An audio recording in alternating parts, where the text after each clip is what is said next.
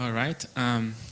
Our next speaker is Marco Rigoli from University of Milano, and he's going to talk about new solutions to the Yamabe problem. Okay. Please.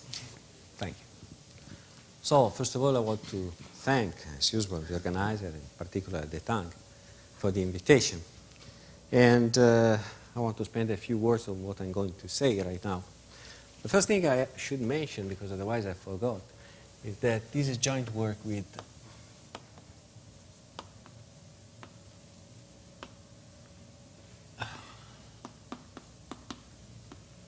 Bruno Bianchini,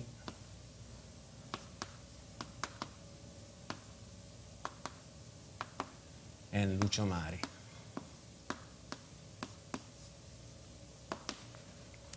Okay. So we have been working on this stuff for a few years, in fact.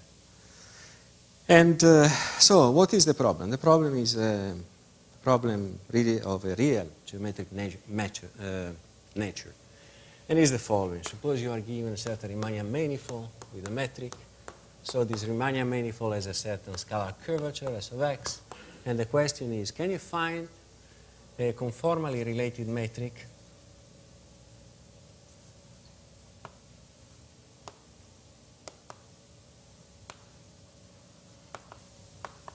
let me call tilde, such that the scalar curvature of this new metric, which is conformally related to the old one, is given by a certain function, k of x, that you have assigned on your manifold. Okay? Well, if you want, we can translate the problem into an analytical one, and just making the following restriction on the dimension, say m greater or equal than 3, the problem becomes the following. The problem is to find a positive solution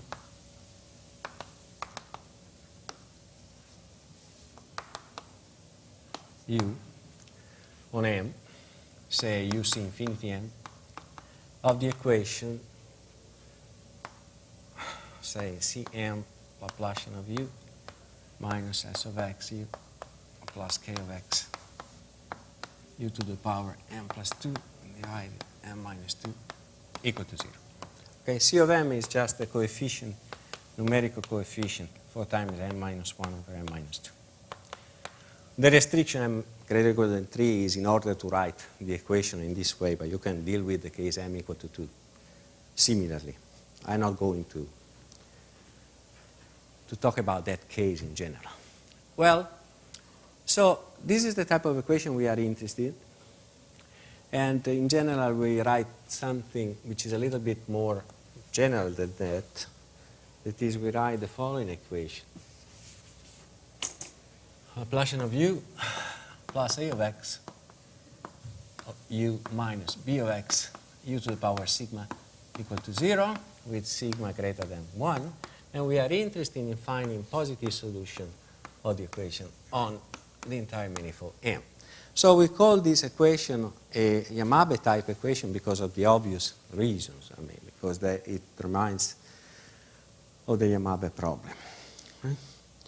So if you try to solve this equation on a general manifold, what do you do? Well, depends on the ambient space. But even in the simplest ambient space, things are quite difficult because, of course, you have to have some knowledge about the coefficients a of x and b of x. And in case, for instance, b of x changes its sign, well, you have a number of problems because this is a very difficult and tough situation. Well, let me say something to motivate one of my assumptions that I will consider in a while, and is the following. The solutions, I mean, to solve this problem, well, the problem is related in a natural way to, to say, some spectral theory in a certain sense. I can indicate with L the operator Laplacian P of A of x plus A of x, and the observation that I want to make is the following. If the first eigenvalue of spectral radius with respect to the operator L of the manifold is negative, then we know how to deal with the problem in a satisfactory way. In fact, there are two cases. Case A, well, suppose that b of x is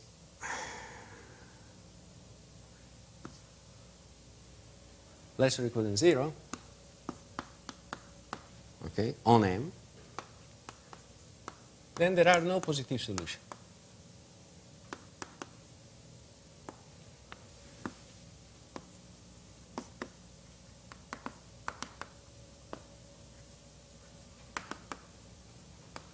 This comes from a spectral argument, because if b of x is negative of m, then you have a positive solution. If you had a positive solution, then you have a positive solution of the Pauli differential inequality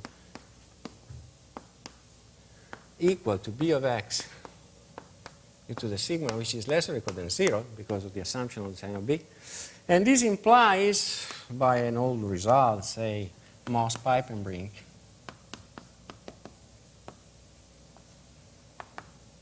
or Fischer-Colbrichen,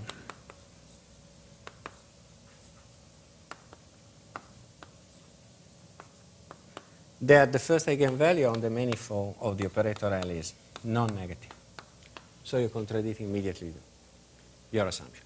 The second situation, always in case lambda 1 of L is less than 0, concerns the other case, that is the case in which you have b of x greater or equal than 0. Then, okay, if we set B not the 0 set of B, and if we make some assumption on B naught, for instance, B naught compact and small in a spectral sense,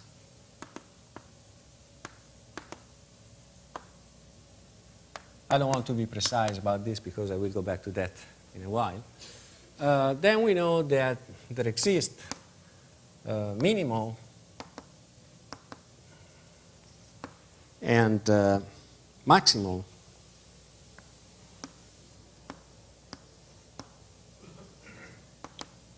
positive solution.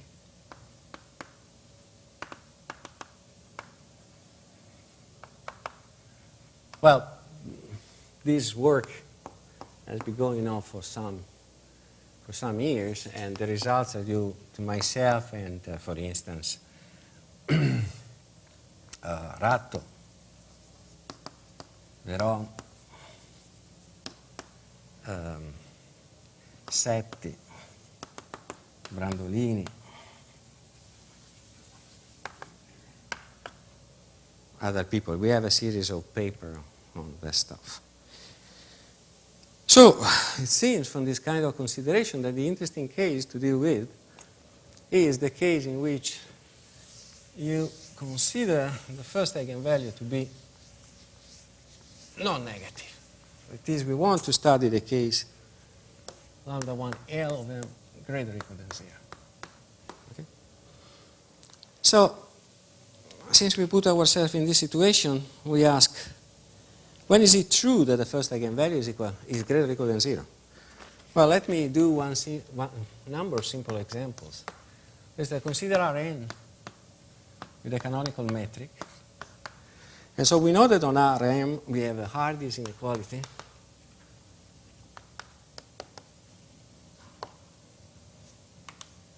Which is as follows. The integral over Rm of m minus 2 squared over 4 modulus of x squared and phi squared is less or equal than the integral over Rm of modulus of the gradient of phi squared. Okay? For each phi, say C infinity compactly supported of Rm. Okay? We will call from now on this kind of function appearing in inequality of this type, we will call it a Hardy weight.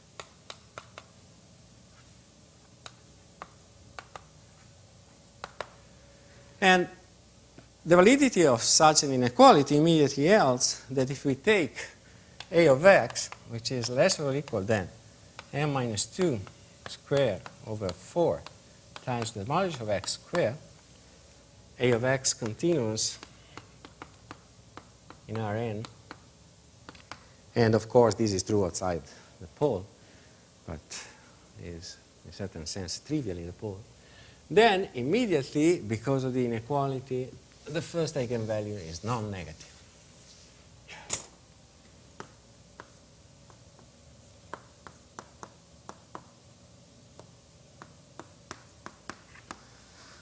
And in fact, we can extend this situation to more general manifolds. So suppose we take a complete manifold, which is non-parabolic, so that we have a positive a minimal positive green kernel, and we fix an origin and evaluate one of the two entries of the green kernel into the origin. So call the resulting function g of x. This, of course, is defined only of m minus 0, but that is good. And if you consider, well, this is non-negative. This is positive, in fact. If you consider the gradient of the logarithm of g of x squared over 4, okay, this works as a Hardy weight.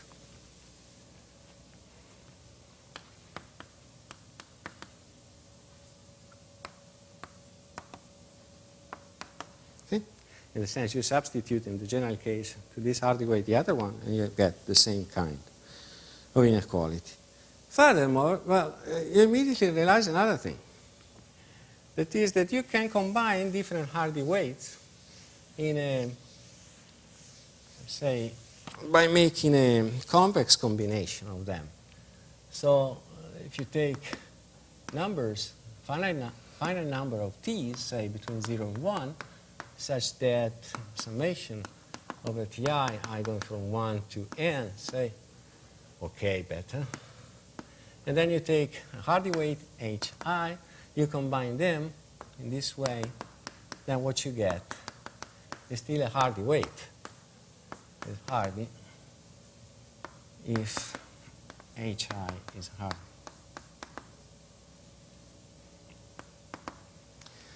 So, in order to have the first eigenvalue positive, it is enough that your function a of x, which we assume to be continuous just for the sake of simplicity, is below this stuff here. And if your weights have some singularity, you are in a situation like this one.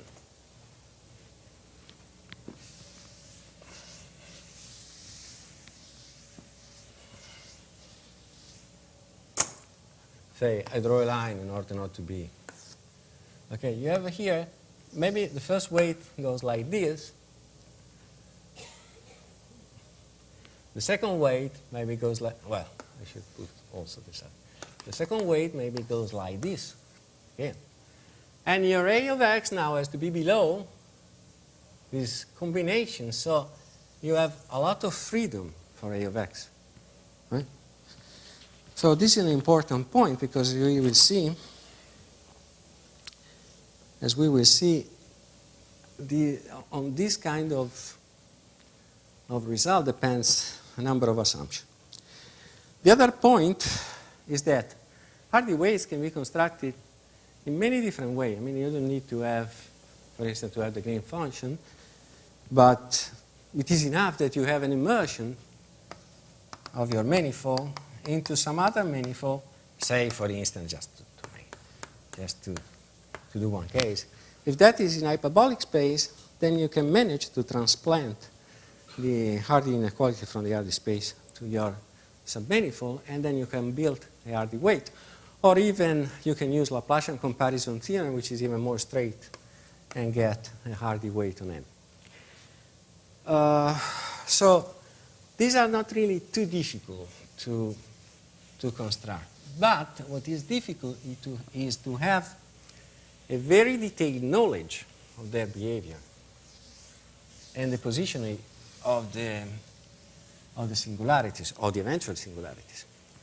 Well, there is another point which is really important about the equation.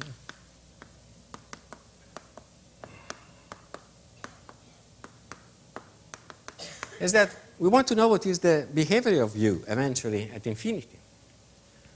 Okay? U at infinity. Why this? Because if you are in the Yamabe problem, of course, the behavior of U tells you that the conformally relative metric, which in this case writes in the following way, is, for instance, complete. If U goes to 0 sufficiently slowly,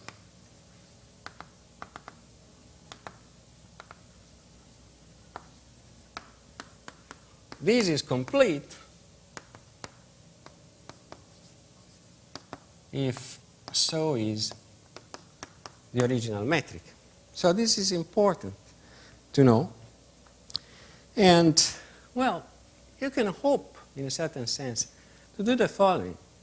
Well, suppose I have a solution of the equation. Cannot I give, say, a universal lower estimate for the solution? You can do that in case b of x is greater or equal than 0.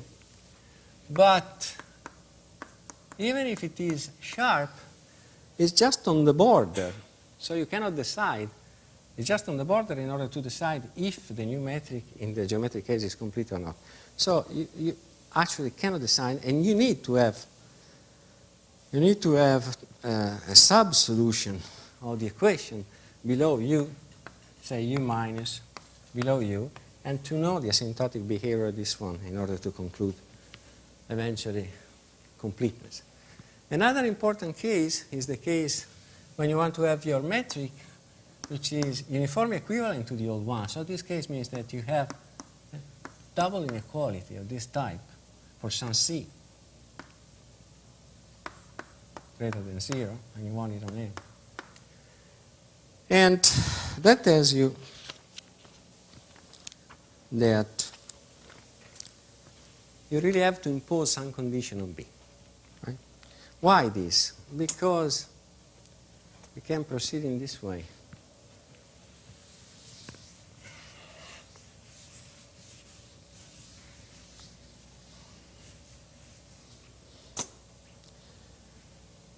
You can put together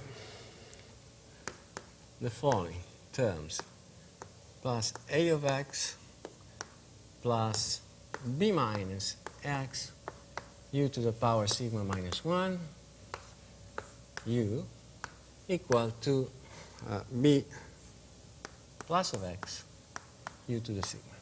Okay? So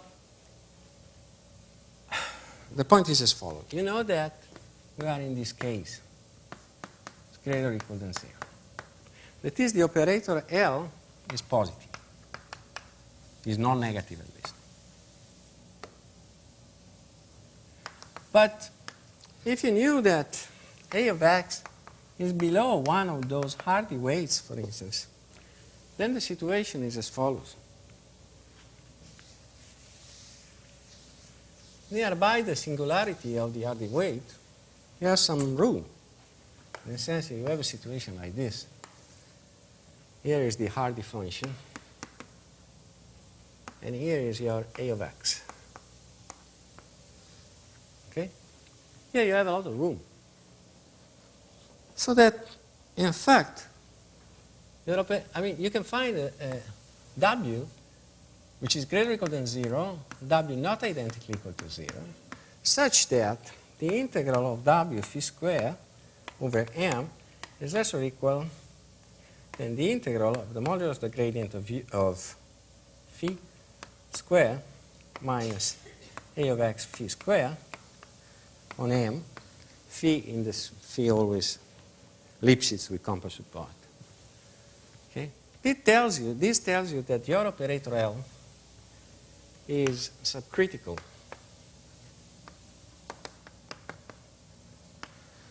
And if it is subcritical, then you know that, well, let us assume that, well, what I'm saying is almost every time true, and is true in our cases, the cases that we consider.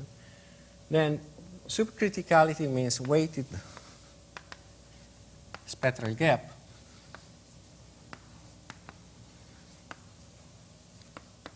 which means that you can find a function w, capital W, which is greater than 0 on M, and for which the inequality that I wrote here holds. Okay? At this point, so what do? At this point, you do the following. From this inequality, you can rewrite it in the obvious way.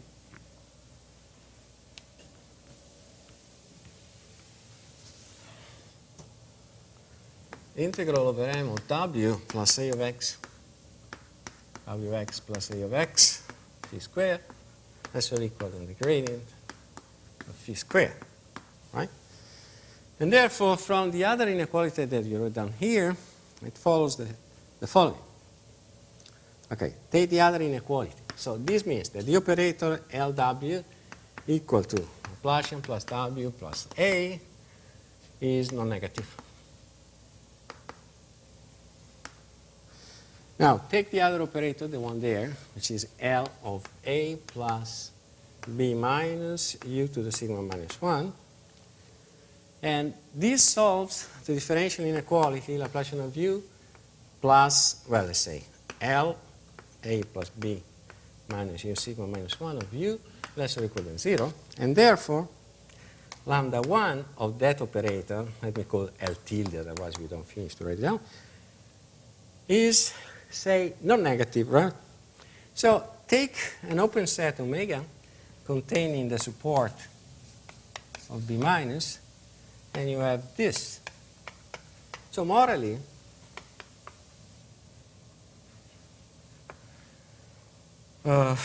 A plus B minus U of sigma minus 1 has to be below, okay, below the maximal function W that realizes this inequality. So let's put it W here. And since you require U to be greater or equal than C for some constant C, it tells you that B minus, sorry, I forgot an A here, so the two go away. B minus X has to be less or equal than WX on omega divided by U to the sigma minus 1, which is less or equal than the supremum of W over C to the sigma minus 1 on omega. Okay? So if you have a positive solution, you really have a bound on B minus of X. But it is very subtle, the subject is very subtle, because this bound depends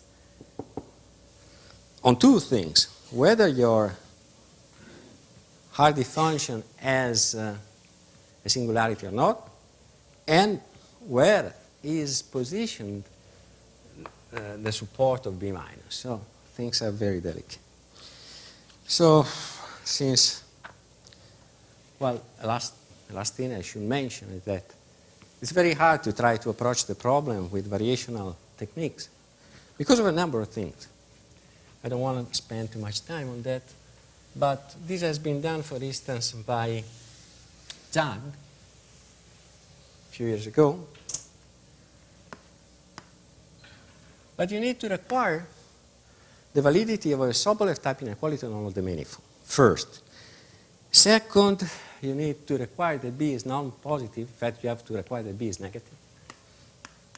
So Sobolev on M, B is negative on M. And in fact, in order to give an infinity estimate of U, you needed also that the volume of geodesic balls of the manifold is at most a polynomial type, power say K. So if you put together all these requirements, okay, they work very well, for instance, in Rn, of course. But if you put together this requirement and you consider a hyperbolic space, then you're lost, of course. Hyperbolic space is outside of this requirement. So you need to have something different to approach the problem. So the idea is to go back to simple manifold, very simple manifold, like Rn, like the hyperbolic space, and to look for different techniques. We can also generalize to the case of manifolds in the sense of green and blue.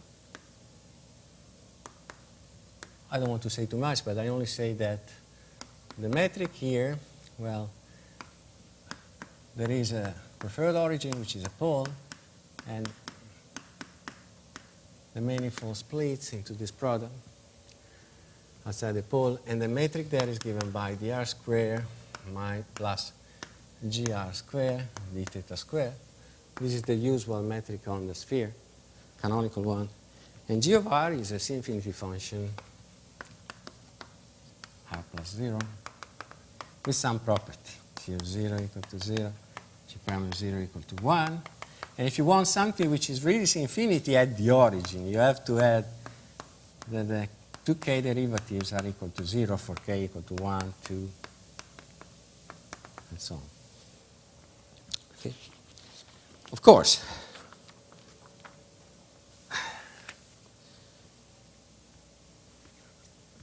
Euclidean space, hyperbolic space are particular model. But let me also observe immediately one other thing. So the volume element here for the sphere, for the geodesic sphere radius r, is gm pi minus 1 times r. And suppose that 1 over gm minus 1 does not belongs to L1 plus infinity. Okay? This means that mg is non-parabolic.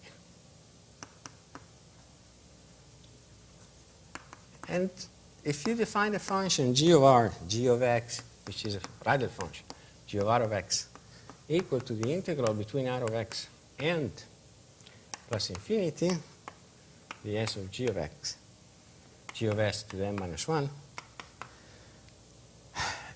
well, this is a positive grid kernel evaluated at 0 in the second variable, and therefore it can work as a Hardy weight, well, the gradient of the logarithm of that squared over 4 is a Hardy weight.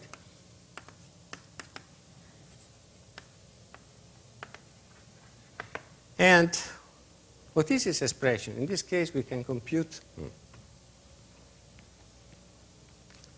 the expression very easily. And we come out with the following. The stuff there is equal to, let me call it key of gm minus 1 r, where key is given by the following. 2 times g to the n minus 1 of r, the integral between r and plus infinity of g of s to the n minus 1, the power minus 2. Okay? Well, this makes sense for any function v instead of g to the power n minus 1, v radial, say, such that 1 over v does belong to L1 plus infinity. Okay? The corresponding key, which is constructed with v instead of this power, we substitute this power with v, and obviously also there, we call this one the critical curve of v. Of course, v plays the role of a measure on the boundary of geodesic balls, but it could play also different roles. Okay? So,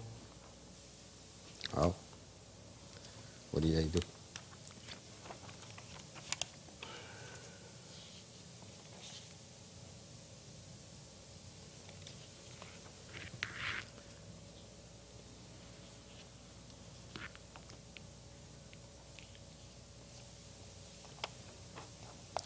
So the idea is that this function should play, this function, the critical curve, should play a really relevant role for models. And in fact it does, but not only for models. It does in general because as we have seen before, it comes from the green function in general. Not always, but it could come from the green function. So now let me go back to very old results, and precisely to the results of Ni Naito, Ning, and Ni.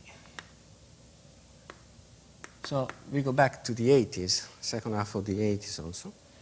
And our space is Rm. Why am I going back here? Because Ni introduced an interesting technique to study the equation Laplacian minus b of Laplacian of u minus b of x u to the sigma equal to 0 on Rm. And he has a first result. His first result was the following, in fact. Theorem. Okay.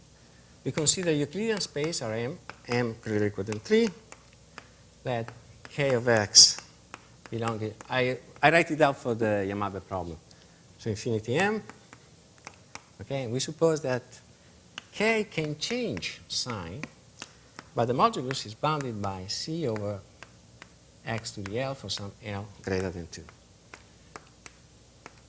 X sufficiently large. I said L greater than 2 and some positive constant C. Okay? Then you can conformally deform the metric that exists tilde equal to u to the 4 over m minus 2, the canonical metric, realizing k of x as a scalar curvature. Okay? Moreover, you have another property, is that there exists 0 less than C1 less than C2, eventually equal, such that the two metrics are uniformly equivalent. That is, C1 less or equal than U is less or equal than C2. And further, okay, you can even have that the view metric converges some way to C times the old metric as x goes to infinity. C is between, well, two positive constants, in fact. Let's say C1, C2. Okay. Note that this, I mean, the statement of the theorem is perfectly well matches with our heuristic consideration. I mean, the condition on k, on the negative part of k, just fits into this consideration because lambda 1 of L, in that case, is lambda 1 of delta and is greater or equal than 0, and it just fits there. Fits there because we know that in this case, we can take as a Hardy function m minus 2 squared divided 4 times modulo of x squared. Okay. Another problem, another point that we should mention is the following. Ni itself realized immediately that this condition can be substituted with something which is a little bit more general. So we put a square here and the logarithm of modulus of x squared, and the result still holds. Okay, but then it came Naito that substituted the assumption with the following. So it came Naito. The assumption was just as follows: k of x less or equal to BR, okay, some b greater or equal than 0, and the assumption is RBR belonging to L1 of plus infinity. Okay. So here is one question which is still open. Open question. Well, we know that if k of x is less or equal than 0 and for instance, we have an inequality of the type k of x is less or equal to minus c over modulus of x squared logarithm of the modulus of x for modulus of x sufficiently large, c a constant, positive, then there are no solution. No positive solutions, of course. Okay? In this case, if we write with b, we have exactly the case in which r b of r does not belong to L1 of plus infinity. Okay? Oh, my time is over.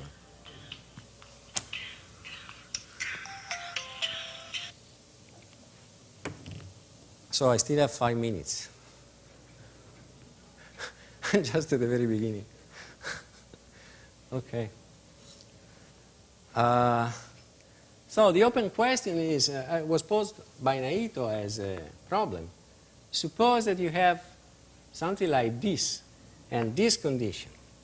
Is it true that there are no positive solutions? The question is open. I mean, we proved this some years ago, but we cannot solve the general problem. So, okay, I have 5 minutes, so I should say something on new solutions, right? Okay. There is one other point that I should mention here, is that Ni, Naito's, and Ni proofs, they cannot generalize to hyperbolic space because they construct some ad hoc function, and in order to construct that ad hoc function, you really need the structure of Euclidean space. So they are unable to solve the problem in HN. I give you just one corollary of one of our theorem to see what is the situation in HN, and then I will state a general result, which is a little bit different. Of course, the situation, well, it is like this one. Theorem, say HM with curvature minus h squared, okay, m greater or equal than 3, sorry. And we assume k of x is some infinity function on HM, for which k of x is less or equal than b of r, some b greater or equal than 0, and with the property that e to the minus 2hr b of r does belong to L1 of plus infinity. Then there exists a conformally related metric realizing K as the scalar curvature. And moreover, we have that C1 e to the minus 2h r is less or equal, well, yeah, we can bound the metric in the following way.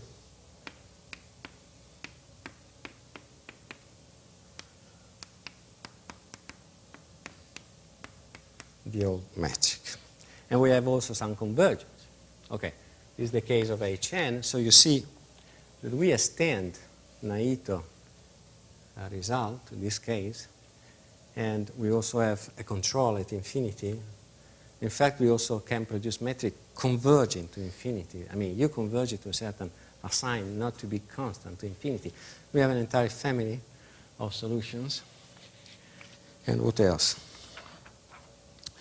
And we know that we can provide example that if e to the minus 2hr br is not in L1 plus infinity, then no solution. Solutions? In some cases, I mean, we have examples of satisfying this condition where you have no solution. A very general example, but we do not have the